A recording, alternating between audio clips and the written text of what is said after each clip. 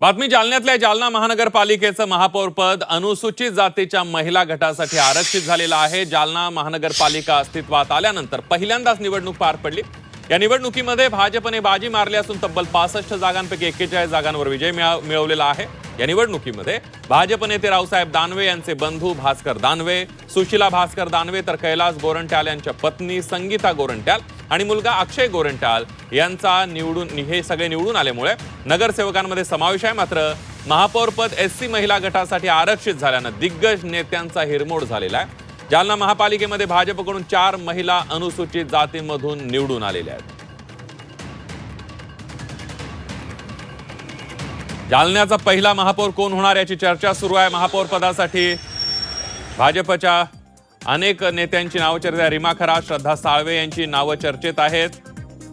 त्यामुळे जालन्याच्या महापौर पदाची माळ कुणाच्या गळ्यात पडते हे बघणं सुद्धा अतिशय महत्त्वाचं ठरणार। रूपा कुरील आणि वंदना भगरे यांचीही नावं चर्चेत आहेत।